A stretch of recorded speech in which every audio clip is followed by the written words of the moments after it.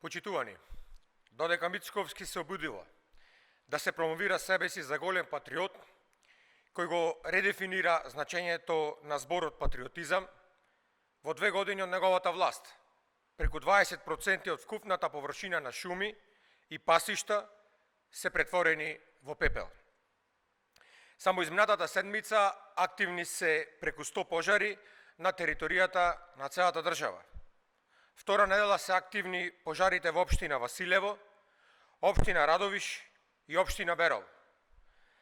Планината Готен речиси целосно е опуштошена. Пожар има и во Прилеп, Македонски Брод, Штип, Зелениково, Желино, Струмица, Шуторизари, Карбинци, Куманово, Липково, Гостивар, Нагоричане и Росоман. Во пожари гори цела Македонија. Од тука се поставува прашањето дали и ова е дел од патриотскиот план на Мицковски. Со кој лице Мицковски зборува за патриотизам, откако ја остави државата без соодветна опрема за справување со пожари.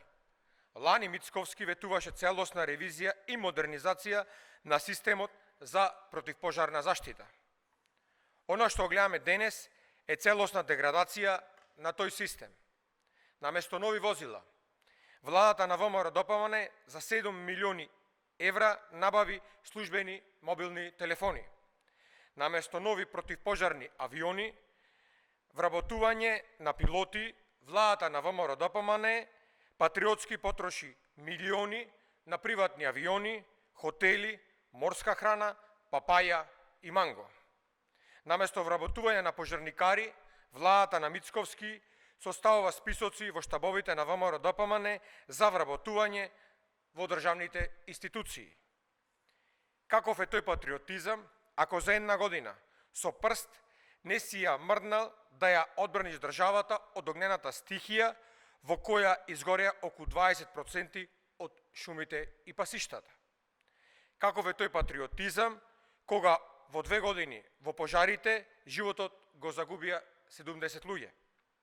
Не е патриотизам да ги оставиш луѓето сами да се справуваат со пожарите.